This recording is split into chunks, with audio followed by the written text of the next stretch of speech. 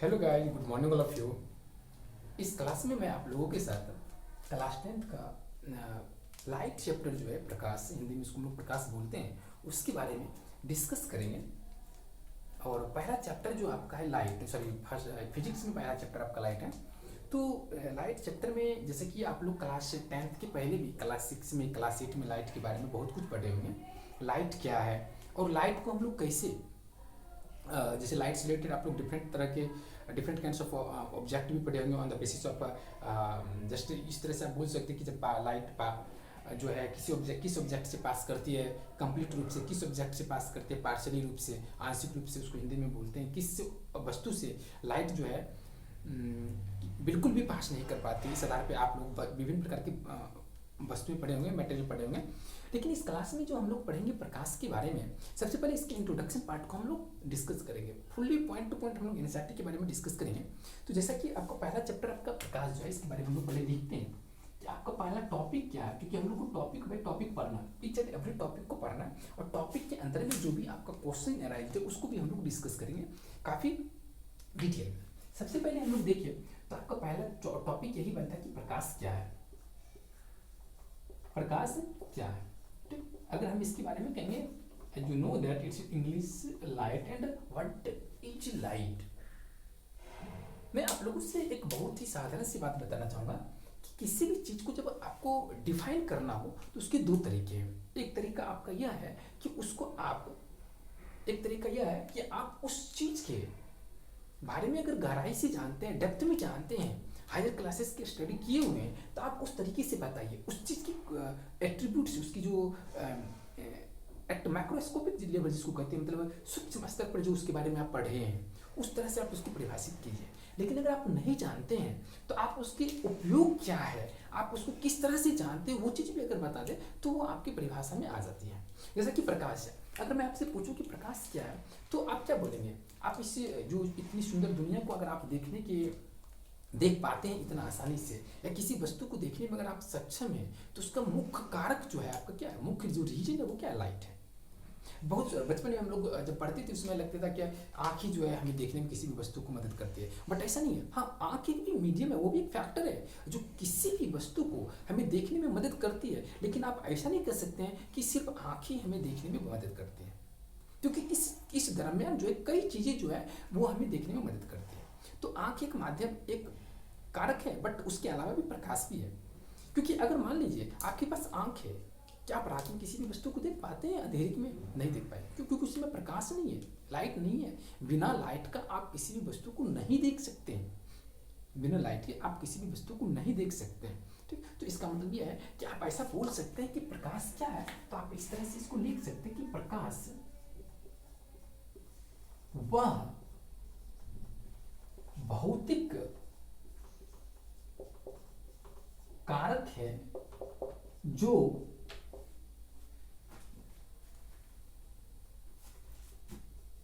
किसी भी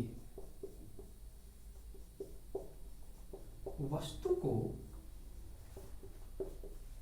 देखने में मदद करती है। बहुत ही सिंपल परिभाषा आपका हो गया, डेफिनेशन हो गया, ठीक। बहुत ही सिंपल परिभाषा, कोई भी पूछे प्रकाश क्या है तो आप आसानी से बता सकते हैं कि प्रकाश वह भौतिक कारक है जो किसी भी वस्तु को देखने में हमें मदद करते हैं। ये आपका प्रकाश का बहुत ही साधारण सी परिभाषा है। अब मैं आप लोगों को ये बताना चाहूँगा कि अगर इस चीज़ को आप समझते हैं प्रकाश क्या है, और इस परिभाषा से अगर इस चीज़ को समझते हैं, तो आप देख सकते हैं ना कि इसमें मैंने कुछ भी नहीं लिखा, सिर्फ और सिर्फ उस चीज़ का जो है साधारण सा परिभाषा को हमने, उसकी जो उपयोग है, जिस तरह से हम उसको जानते हैं कि हमें देखने में मदद करते हैं, उस चीज़ को हमने ले आया परिभाषा में ना। अब इसमें ये आपको परिभाषा होगी, इसके बारे में हम लोग को जानना जरूरी था। इसके बाद जो आपका दूसरा टॉपिक है उसी एनसीईआरटी में, वो है आपका कि किसी भी वस्तु को कैसे हम देख पाते हैं। किसी भी वस्तु को हम लोग कैसे देखते हैं, और सॉरी देख पाते हैं, लिखिए सही रहेगा, सटीक क्वेश्चन बन जाएगा। अब देखिए ये बहुत ही आसान सा क्वेश्चन है कि कोई भी वस्तु है, कोई भी वस्तु, आप अपने कमरे में बैठे हुए हैं, आपके पास बुक्स है, आप उस बुक्स की जो लेटर लिखा हुआ उसको भी आप पढ़ पाते हैं। क्यों पढ़ पाते हैं? तो उस वस्तु को देखने में किस तरह से हम उस वस्तु को देख पाते हैं, उसके बारे में हम लोग को पढ़ना। देखिए, सबसे पहले मैं आपको बताता हूँ कि किसी भी वस्तु को देखने में प्रकाश की एक फेनोमेना है, एक घटना जिसको हम लोग परावर्तन कहते हैं, रिफ्लेक्शन कहते हैं, वो बहुत ही महत्वपूर्ण होती है। क्योंकि आप रिफ्लेक्शन के बिना प्रकाश किसी भी वस्तु को नहीं देख पाएंगे। और भी कारक है, लेकिन मुख्य रूप से आपका रिफ्लेक्शन ही है। अलग अलग मीडियम में जाने पर रिफ्लेक्शन भी आ जाती है, बट मुख्य रूप से आप रिफ्लेक्शन को यहाँ पर समझिए। तो रिफ्लेक्शन में क्या होती है मैं बता रहा हूँ कि जैसे मान लीजिए कोई कमोडिटी, कोई मटेरियल है, कोई ऑब्जेक्ट है, यहाँ पे कोई ऑब्जेक्ट है, ठीक, और यहाँ पे कोई आदमी अगर बैठे हुए हैं, ठीक, अब ये जो है इस वस्तु को देख पा रहा है, तो कैसे देख पा रहा है उसके बारे में मैं बताता हूँ। तो होता क्या है कि जैसे मान लीजिए कोई सनलाइट है, ये आपका सोर्स ऑफ लाइट है, सन, क्या है, सोर्स ऑफ लाइट है, सन में भी बल्ब भी ले सकते, कोई दिक्कत नहीं, कोई भी हो सकता है, नेचुरल मतलब नेचुरल सोर्स ऑफ लाइट लीजिए या आर्टिफिशियल लीजिए, कोई दिक्कत नहीं। तो होती क्या है कि जब लाइट रे, ये जो लाइट रे है, जब लाइट रे इससे इमर्ज होती है, बाहर निकलती है, जब इंसिडेंट होती है, आप इसी को हिंदी में हम लोग आपतित भी बोलते हैं, जब प्रकाश की किरण इस पे पड़ती है, प्रकाश की किरण इस पे पड़ती है, आती है, तो होती क्या है कि ये इस वस्तु, जो भी वस्तु है, इसके अंदर एक खास गुणधर्म होती है, या तो इस प्रकाश की किरणों को अवशोषित कर लेती है। कुछ, इसका मतलब ये मैं बोलना चाह रहा हूँ कि कुछ प्रकाश की किरणें जो है अपने अंदर अवशोषित कर लेती है, उसकी एनर्जी को खींच लेती है। और जो बहुत सारे प्रकाश लाइट को क्या होता है कि आपको रिफ्लेक्ट, मतलब ये हुआ कि इसकी इंटेंसिटी को डाउन कर देती है। इंटेंसिटी का मतलब कि उसकी जो ऊर्जात्मक क्षमता होती है उसको हल्का सा डाउन करके उसके बाद क्या करती है, अलग अलग माध्यम, मतलब अलग अलग तरीका से उसको परावर्तित कर देती है, अलग अलग तरीके से परावर्तित कर देते हैं। उसमें से बहुत सारे लाइट, जैसे बहुत सारे लाखों का करोड़ों प्रकाश की किरणें जो होती है वो आपतित होती है, उसमें से अलग अलग माध्यम में, बहुत सारे अलग अलग माध्यम होते हैं, अलग अलग तरीके से वो क्या होती है, परावर्तित होती है। उसमें से कुछ प्रकाश की किरण हमारे आँख में भी जाती है, उसमें से कुछ प्रकाश की किरण क्या होती है, हमारे आँख में भी जाती है।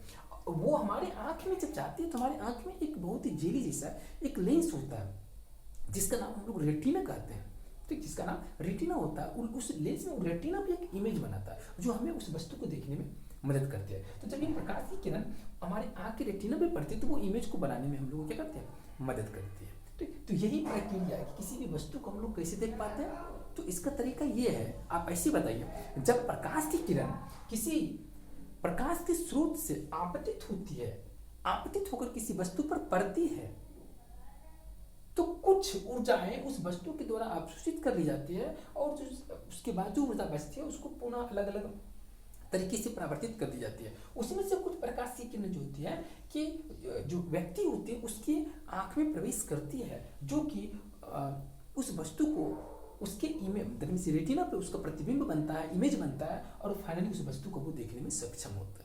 तो ये जो है आपका कंसेप्ट है किसके पीछे का, किसी भी वस्तु को हम लोग कैसे देख पाते हैं, ये आपका डेफिनेशन हो गया, दैट मींस इसका कंसेप्ट हो गया कि किसी भी वस्तु को हम लोग कैसे देख पाते हैं। अब जो है आपका तीसरा जो है आपका एक और टॉपिक है इसी में, दैट मींस इंट्रोडक्शन पार्ट में ये भी इंक्लूडेड है, तो उसके बारे में आपको मैं बता रहा हूँ कि वो क्या है। बहुत ही आसान चीज है, उसको भी देख लीजिए आप लोग। देखिएगा आप लोग, तीसरा जो है आपका वो है डिफ्रैक्शन। इसका हिंदी देख लीजिएगा आप लोग, शायद वैदिक इस तरह से कुछ है, डिफ्रैक्शन एक है, ठीक, हिंदी देख लीजिएगा आप लोग। तो डिफ्रैक्शन क्या होता वो मैं आपको बताता हूँ। सबसे पहले मैं आपको डिफ्रैक्शन की परिभाषा बताता हूँ कि डिफ्रैक्शन क्या है, कि ये भी प्रकाश की एक घटना है, और इसके बारे में अगर आप गहराई से जानना चाहेंगे तो आपको आगे की क्लास में मिलेंगे, लेकिन इस क्लास में हम लोग बहुत ही संक्षेप में इसके बारे में पढ़ेंगे, बहुत ही ऊपर पढ़ेंगे। इसके बारे में ना आपकी क्लास में ज़्यादा डिस्कस किया गया, बहुत ही शॉर्टली इसके बारे में डिस्कस किया गया। तो डिफ्रैक्शन क्या है, इसकी डेफिनेशन कुछ इस तरह से है कि जब प्रकाश की किरण, डेफिनेशन है आप ऐसे समझिए कि जैसे मान लीजिए कोई पार्टिकल से छोटा सा, कोई पार्टिकल छोटा सा है, कोई ऑब्जेक्ट बहुत छोटा है, और उस ऑब्जेक्ट पे लाइट री अगर प्रकाश की किरण पड़ती है तो क्या होगा, क्या ये इस प्रकाश की किरण को परावर्तित कर पाएगी? नहीं कर पाएगी। परावर्तित का मतलब ये होता है कि एक प्रॉपर लॉ ऑफ रिफ्लेक्शन को फॉलो करते हुए यहाँ पे वो भी होगा, लेकिन यहाँ पे क्या है ना कि इसको पूर्णतः परावर्तित नहीं कर पाएगी, एक ठीक ढंग से परावर्तित नहीं कर पाएगी।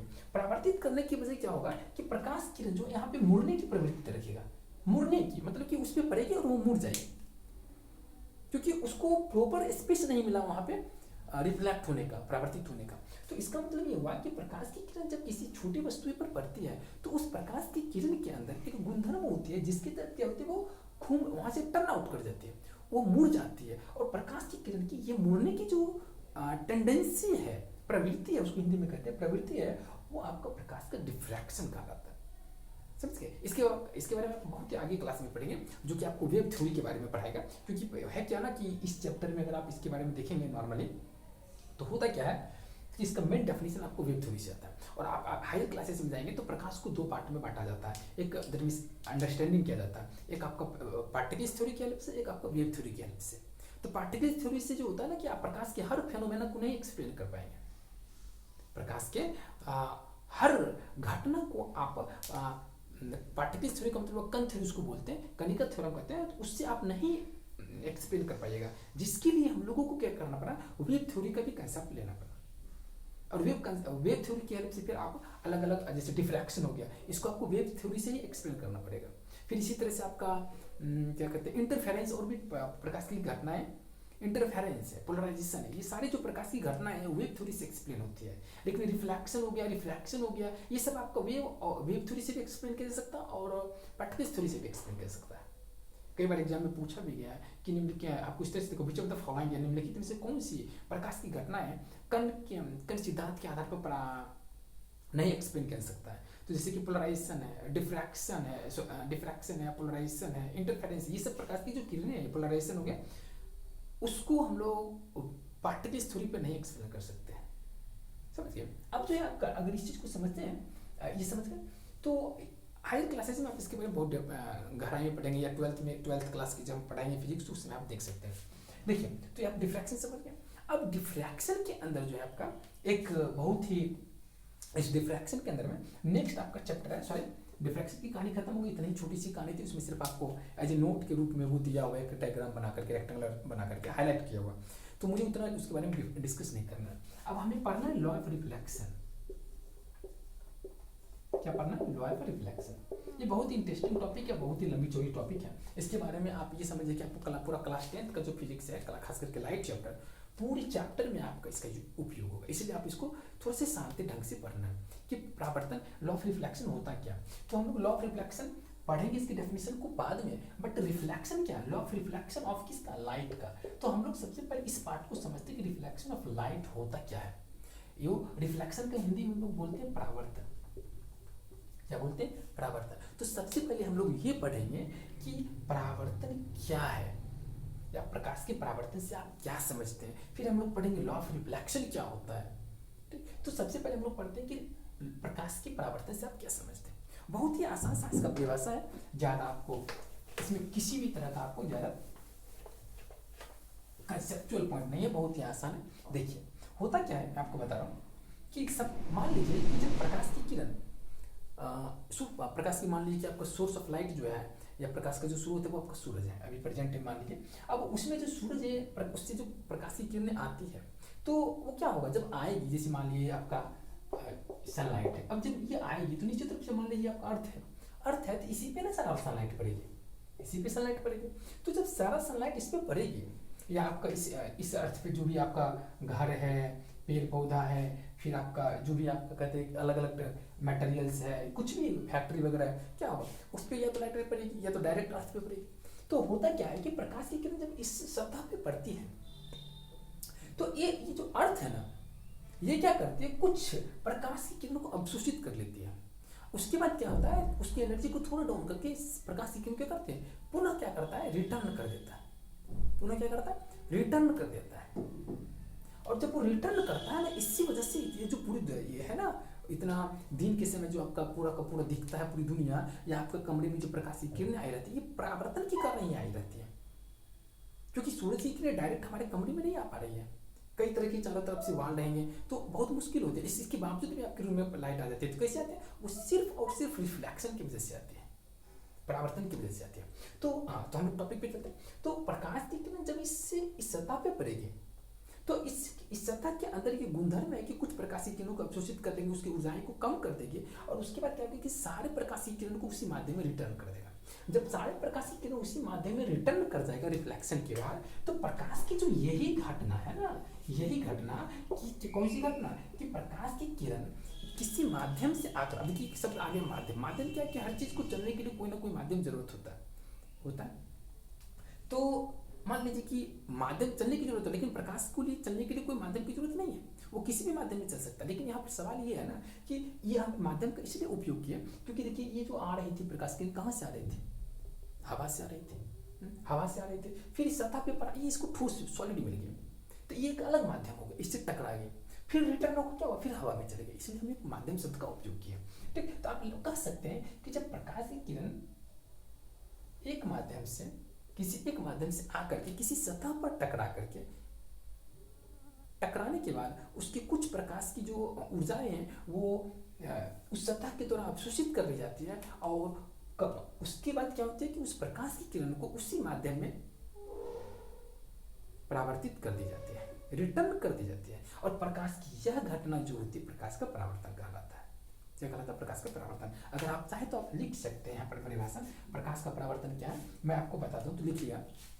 कोई पूछे कि प्रकाश का परावर्तन से आप क्या समझते हैं तो आप इतना बताइएगा, प्रकाश की परावर्तन से आप क्या समझते हैं तो लिखना है, जब किसी एक माध्यम से प्रकाश की किरण आपतित होकर, आपतित का मतलब होता है कि आना, आपतित होकर किसी सतह पर पड़ती है, तो वो सतह प्रकाश की कुछ ऊर्जाएं को अवशोषित कर लेती है, कुछ ऊर्जाएं को अवशोषित कर लेती है, कभी कभार अवशोषित भी करती है, कभी कभी कम करती है, कभी कभी ज्यादा करती है, सतह पर निर्भर करती है।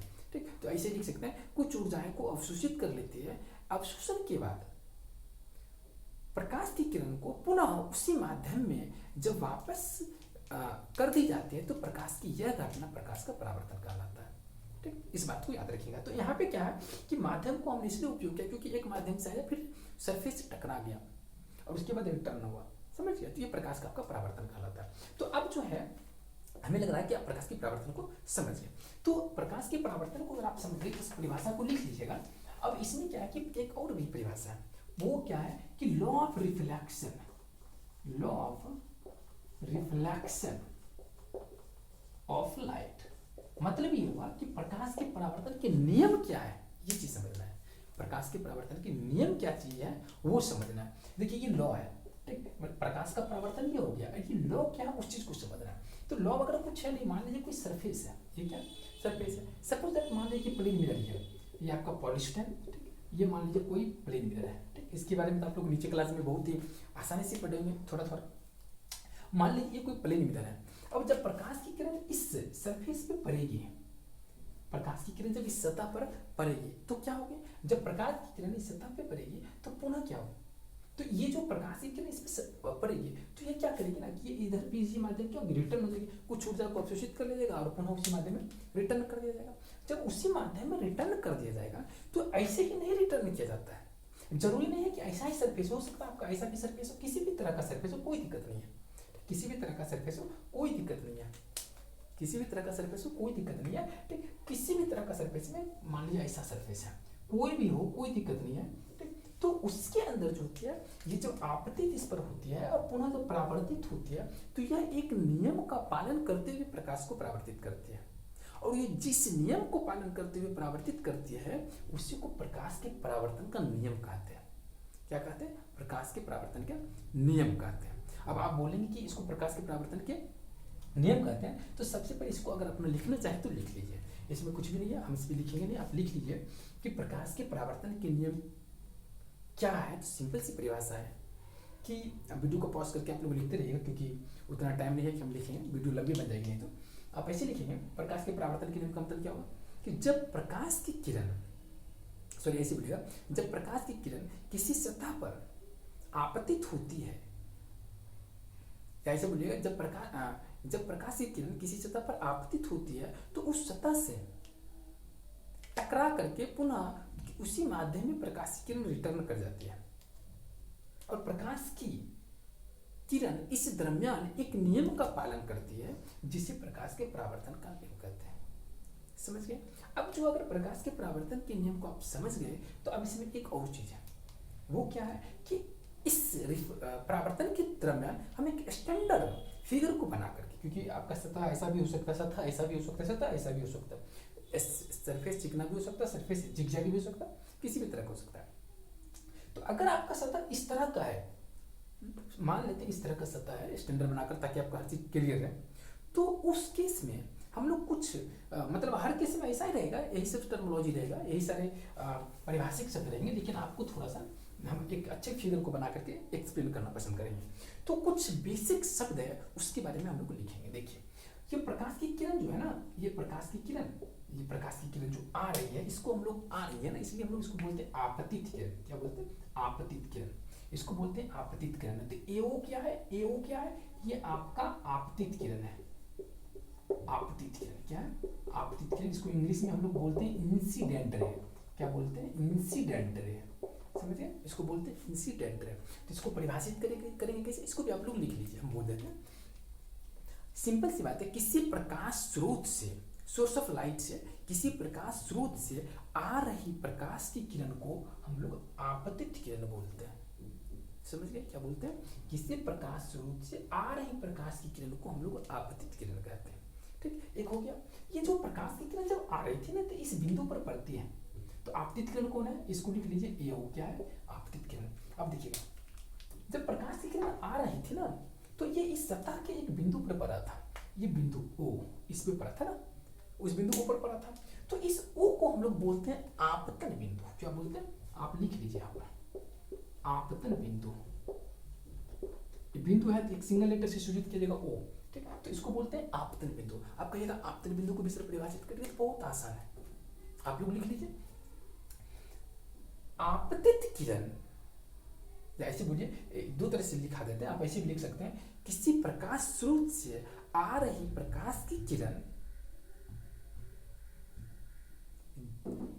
आ रही प्रकाश की किरण परावर्तक सतह, ये आपका कौन सा सतह है? परावर्तक सतह। इसको परावर्तक सतह क्यों बोले? क्योंकि यहाँ से टकरा करके इधर उधर आपको परावर्तित हो रही है प्रकाश की किरण, ऐसे इसको तो ऐसे बोलेगा, किसी प्रकाश स्रोत से आ रही प्रकाश की किरण परावर्तक सतह की जिस बिंदु पर प्रथमता या सबसे पहले स्पर्श करती है, उस बिंदु को आपतन बिंदु कहते हैं। समझ गए? आप लोग लिख लीजिए, वो आपका कौन सा बिंदु है? आपतन बिंदु है। या इसको दूसरे तरीका से आप अगर परिभाषित करना चाहेंगे तो ऐसे लिख सकते हैं, आपतित किरण परावर्तक सतह के जिस बिंदु पर स्पर्श करती है, उसे क्या कहते हैं? आपतन बिंदु कहते हैं। समझ गए? ये आपका आपतन बिंदु। अब देखिए एक और चीज है, ये आपका मान लीजिए बी है, तो प्रकाश की किरण जब इस पे आपतित हुआ, तो फिर ये तो परावर्तित तो हो गया, उसी माध्यम में चले गया। देखिए हमने तीर का भी चिन्ह दिया, इधर का मतलब वो आ रही है, इधर का मतलब वो जा रही है। ठीक, अब जब ये प्रकाश की किरण इधर चले गए, तो इस किरण को क्या बोलेंगे?